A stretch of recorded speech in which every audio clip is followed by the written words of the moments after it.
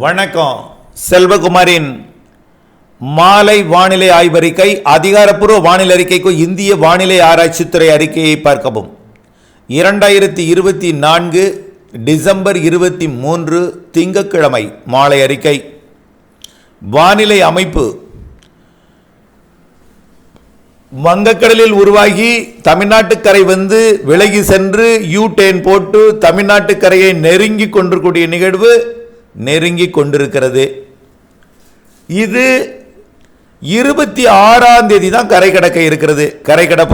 கரை கடப்பதென்றால் செயலிழந்து ஒரு தாழ்வு நிலையாக தரையுடன் இணைந்த காற்று சுழற்சியாக அது அரபிக்கடல் பகுதியை நோக்கி தமிழ்நாட்டின் நிலப்பரப்பு வழியாக வளிமண்டலம் வழியாக இது மேற்கு நோக்கி பயணிக்க இருக்கிறது. 26ஆம் தேதியும் 27ஆம் தேதி தான் எல்லா மாவட்டங்களுக்கும் பரவலான மழைப்பொழிவு. கடலோர மாவட்டங்கள், டெல்டா மாவட்டங்கள் மற்றும் வடகடலோர மாவட்டங்களுக்கு மிக மழைப்பொழிவு வாய்ப்பு கூட தெரிகிறது. இதனிடையே மழைப்பொழிவு தொடக்கம் எப்பொழுது, நிகழ்வோட நகரும் வேகம், அது எங்கெல்லாம் நாளையிலிருந்து மழைப்பொழிவை தொடக்க போகிறது, எந்த நேரத்தில் தொடக்கும் எல்லாம் பார்ப்போம். அதாவது இன்றைக்கு அந்த நிகழ்வானது தமிழ்நாட்டின் கரைக்கு நேரு கிடைக்க வந்து விட்டது. கிட்டத்தட்ட சென்னைக்கு கிடைக்க இருந்தது காலையில், இப்பொழுதெல்லாம் கிட்டத்தட்ட மாமல்லபுரத்திற்கு கிழக்கே நேரு கிடைக்க, அதாவது நான் சொல்வது எல்லாமே தென்மேற்காக நகர்ந்து கொண்டிருக்கூடிய நிகழ்வு. அது தமிழ்நாட்டின் வடகடலோர பகுதிகளுக்கு நேர் கிடைக்க நீடித்துக் கொண்டிருக்கிறது. வரக்கூடிய கிறிஸ்துமஸ் தினத்தன்று டெல்டா மாவட்டங்களுக்கு கிடைக்க வந்துவிடும். அடுத்த நாள் அது செயலிழந்து கரை வழியாக உள்ளே மேற்கு நோக்கி போகும்.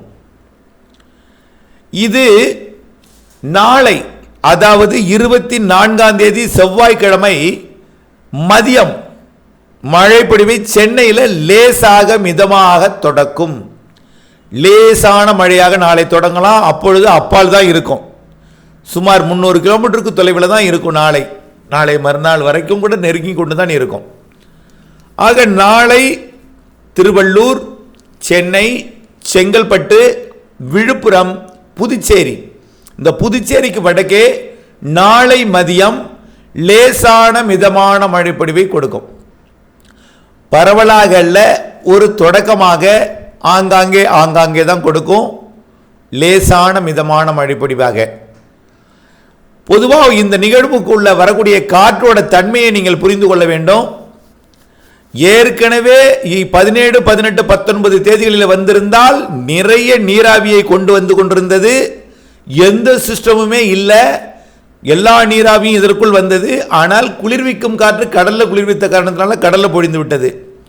இப்பொழுது அங்கே சுற்றி இங்கே சுற்றி உலகம் சுற்று வாலிபனாக சுற்றி கொண்டு மீண்டும் திரும்பி வந்திருக்கிற அந்த நிகழ்வு வரும் என்று கணிப்பின்படியே தான் வந்திருக்கிற நிகழ்வு தாமதமாக வந்த காரணத்தினால இதில் தென்னரை கோளத்தில் நிலநடுக்கோட்டுக்கு தெற்கே ஒரு நிகழ்வு உருவாகிவிட்டது.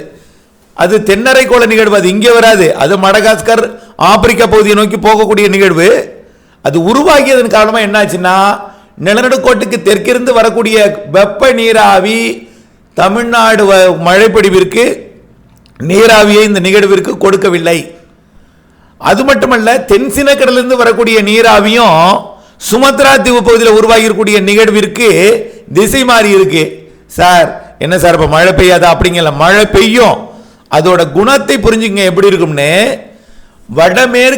வடகிழக்கிலிருந்து மியான்மர் பகுதியிலிருந்து வரக்கூடிய காற்றும், கொல்கத்தா மற்றும் அதாவது மேற்கு வங்கம் மற்றும் வங்கதேச பகுதியிலிருந்து வரக்கூடிய காற்றும் தான் இதுக்குள்ள வரப்போகுது. அப்போ இதுக்குள்ள வரக்கூடிய காற்று ஒற்றை குளிர்காற்றும் மழை தரும். ஃப்ரிட்ஜில் இருக்கக்கூடிய ஐஸும் தண்ணீராக மாறும். புரியுதுங்களா? குளிர்காற்றும் மழை தரும். எப்படி மழை தரும்னா, பகலில் வெயில் வந்த பிறகுதான் மழை தரும். அதிகாலையில் கடல் வெப்பத்தை பயன்படுத்தி அதிகாலையில் கரையை ஒட்டிய கடற்பகுதியில் மழைப்பொழிவை கொடுக்கும். வெயில் வந்ததும் வெப்பம் உயர்ந்ததும் காலைக்கு பிறகு மதியம் மாலையில் மழைப்பொழிவை கொடுக்கும். வடகிழக்கிலிருந்து மேகங்கள் உருவாகி தென்மேற்கு திசை நோக்கி மழை மேகங்கள் பயணித்து காலை மதியம் கடலோர மாவட்டங்கள் மற்றும் அதன் உள்ளே உள் மாவட்டங்களுக்கும், மாலை இரவிலே மேற்கு தொடர்ச்சி மலை மாவட்டங்களுக்கும் இந்த நிகழ்வு மழை பொழிவை கொடுக்கும். அதன் அடிப்படையில் நாளை 24ஆம் தேதி கடலோர மாவட்டங்களில் தொடங்குகிற மழை உள்ளே ஒரு இரு இடங்களிலே மழை பொழிவை நாளைக்கு கொடுக்கும். அப்போ நிகழ்வு கடல்ல தான் இருக்கும். புரியுதுங்களா? அடுத்த நாள் 25ஆம் தேதி கிறிஸ்துமஸ் அன்று கொஞ்சம் கூடுதல் பரப்புல மழை பொழிவை கொடுக்கும். அப்போ கிட்டத்தட்ட ஒரு 150 கிலோமீட்டர் 100 கிலோமீட்டர் வரைக்கும் நெருங்கி வந்திருக்கும் கிறிஸ்துமஸ் தினத்தன்று, அதாவது டிசம்பர் 25ஆம் தேதி அன்றைக்கு அதிகாலையில் கரையை ஒட்டிய கடற்பகுதியில் மழைப்பிடிப்பை கொடுக்கும். பொழுது விடிந்ததும் வெயில் வந்ததும் கரைக்கு மழைப்பிடிப்பை கொடுக்க தொடங்கும்.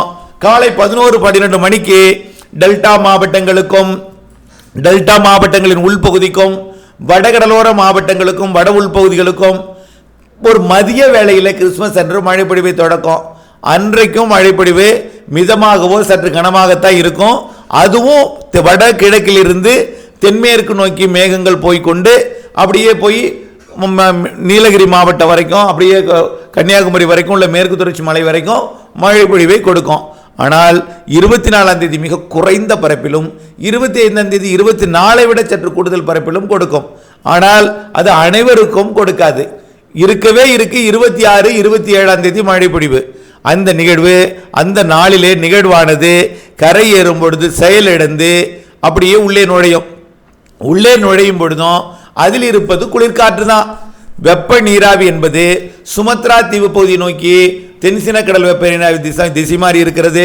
நிலநடுக்கோட்டுக்கு தெற்கே உள்ள வெப்ப நீராவி நிலநடுக்கோட்டோடு இருக்கக்கூடிய நிகழ்வோடு தடைபட்டு நிற்கிற காரணத்தினாலே குளிர்காற்று மட்டுமே மழையாக மாறுவதற்கு வெப்பத்தை எதிர்நோக்கி காலை 9-10 மணிக்கு மேல் உள் மாவட்டங்களில், அதாவது கடலோர பகுதிகளில் தொடங்கும் மழை மதியம் மாலையில் டெல்டாவின் உள்பகுதி அனைத்து உள் மாவட்ட பகுதிகளிலேயும் மழை பொழிவை தொடக்கும். 26ஆம் தேதி மாலை இரவில் மேற்கு தொடர்ச்சி மலை மாவட்டங்கள் வரைக்கும் கர்நாடக எல்லையோரம் வரைக்கும் அனைத்து மாவட்டங்களுக்கும் உள்பகுதியில் மழை பொழிவை கொடுக்கும். 26 27ஆம் தேதியும் 2 நாளும் அனைத்து மாவட்டங்களுக்கும் மிதமானது முதல் சற்று கனமழை எல்லா இடங்களுக்கும் கொடுக்கும். 2 நாள் தமிழ்நாட்டிற்கு ஒரு தொடர் மழை தூறல் மழை பொழிவு வானிலையாகத்தான் இருக்கும். அதுல எந்த மாற்றமும் இல்லை. வான மேகம் சூழ்ந்து தொடர் தூறல் வானிலையாக இருக்கும் 26 27. ஆனால் அதிகாலை நேரத்தில் மேகம் சூழ்ந்த வானிலையாகவும் குளிர் மிகுந்த வானிலையாகவும் தான் இருக்கும். பொழுது விடிந்தது தான் அது மழையாக மாறும். வெயில் வரதான் அது மழையாக மாறும். மதியத்தில் மாலையில சற்று கனமழை பொழிவை கடலோர மாவட்டங்கள் தொடங்கி மேற்கு தொடர்ச்சி மலை மாவட்டங்கள் வரைக்கும் தென் மாவட்டங்களுக்கும் கர்நாடக ஆந்திர எல்லையோரத்திற்கும் மழை பொழிவை கொடுக்கும். இந்த நிகழ்வு 28ஆம் தேதி கன்னியாகுமரி உள்ளிட்ட தென்கோடி மாவட்டங்களுக்கும் தொடர செய்யும். அது 26 27 அனைத்து மாவட்டங்களுக்கும் மழை பொழிவை கொடுக்கும். 28 தென்கோடி மாவட்டங்களுக்கு மட்டும் மழை பொழிவை கொடுக்கும். புரிஞ்சு போச்சா? ஆக 26 27 மழையை எதிர்பார்த்திருங்கள். மழை எதிர்நோக்கி இருப்பவர்கள் அறுவடை செய்பவர்களும் 26 27 கண்டிப்பாக பரவலான மழை பொழிவு இருக்கிறது என்பதையும், 24 25 வடகடல் ஓரத்தில் மட்டும் இருக்கும் என்பதையும், டெல்டாவில் 25 வாய்ப்பு இருக்கிறது என்பதையும் நினைவில் கொள்ள வேண்டும். இந்த நிகழ்வு முடிந்த பிறகு 28 தென்கோடி மாவட்டங்களில் மழைப்பொழிவை கொடுத்துவிட்டு மேற்கு தொடர்ச்சி மலையோட தென்கோடி பகுதி 4 முக்கு ஊத்துக்கு மழைப்பொழிவை கொடுத்துவிட்டு பிறகு 29 ஒரு இடைவெளியை கொடுக்கும். 30ஆம் தேதி அடுத்த நிகழ்வு இலங்கையை நெருங்கும். 2 நிகழ்வுகள் இருக்கிறது. அதாவது டிசம்பர் 30 31 ஜனவரி 1 2 தேதிகளில் ஒரு நிகழ்வும், ஜனவரி 8 9 10 11ஆம் தேதி வரை மேலும் ஒரு நிகழ்வும் இருக்கிறது. 2 நிகழ்வில் ஜனவரி இறுதி நிகழ்வை விட டிசம்பர் இறுதி மற்றும் ஜனவரி 1 2 தேதிகளில் வரக்கூடிய நிகழ்வை விட ஜனவரி 7 தேதிக்கு மேல் 10 தேதிக்குள் வரக்கூடிய நிகழ்வு வலிமையாக தெரிகிறது. நிறைய மழை பொழிவை கொடுக்கும் என்று தெரிகிறது. ஆனாலும் அதாவது டிசம்பர் 29க்கு மேல் 30 31 மற்றும் ஜனவரி 1 2 தேதிகளில் வரக்கூடிய மழை பொழிவு நிகழ்வு இலங்கைக்கு கிழக்கு புறம் வந்து பிறகு இலங்கையோட தென்னிலங்கை வழியாக மன்னார் வளைகுடா மற்றும் குமரி கடற்பகுதிக்கு வந்து தமிழ்நாட்டின் டெல்டா மாவட்டங்கள் மற்றும் தென் மாவட்டங்களுக்கு சிறப்பானது ஒரு மழைப்பொழிவை கொடுக்கும். அந்த நேரத்தில் வடகடலோர மாவட்டங்களுக்கும் மழைப்பொழிவை கொடுக்கும். பிறகு இது குமரி கடல் பகுதி சென்றதும் அனைத்து மாவட்டங்களுக்கும் ஒரு நல்ல மழைப்பொழிவை கொடுப்பதற்கு சாதகம் தெரிகிறது. ஆனாலும் டிசம்பர் 30 31 மற்றும் ஜனவரி 1 2 தேதி மழை தென் மாவட்டங்களுக்கும் மேற்கு தொடர்ச்சி மலை மாவட்டங்களுக்கும் டெல்டா மாவட்டங்களுக்கும் தான் நிறைய மழைப்பொழிவை தருவதற்கான சாதகம் தெரிகிறது. அதைவிட கூடுதல் மழைப்பொழிவு ஜனவரி 7, 8, 9 தேதிகளில் வருவதுதான் மிகச்சிறப்பான மழைப்பொழிவு, நிறைய மழைப்பொழிவை தருவதாகவே தெரிகிறது. சற்று வலிமையான நிகழ்வாக அது இலங்கை கடந்து தென் மாவட்டங்கள் கடந்து அரபிக்கடல் நோக்கி போவதற்கு வாய்ப்பு இருக்கிறது. பொங்கல் நேரத்தில் மழை வந்த வரலாறே இல்லை அல்லவா, நடந்திருக்கிறது வரலாறுகள்ல. ஆகவே கண்டிப்பாக பொங்கலுக்கு முன், அதாவது ஜனவரி 8, 9, 10, 11 தேதிகளிலே ஒரு வலிமையான நிகழ்வு, நிறைய மழை தரும் நிகழ்வு இலங்கை கடந்து தென் தமிழ்நாடு கடந்து அரபிக்கடல் போவதற்கு சாதகம் தெரிகிறது. குறைந்தபட்சம் மன்னார் வளைகுடா வழி தென்கோடி மாவட்டங்கள் வழியாகவாவது அரபிக்கடலுக்கு போகும். அது போனாலும் திரும்பி குமரி கடற்பகுதிக்கு, லட்சத்தீவு, மாலத்தீவு பகுதிகளுக்கு இடைப்பட்ட பகுதிக்குத்தான் வந்து சேர்ந்து தொடர்ந்து நீடித்துக் கொண்டிருந்த மழைப்பிடிப்பை கொடுப்பதற்கு சாதகம் தெரிகிறது. ஆக மழை விலகவில்லை.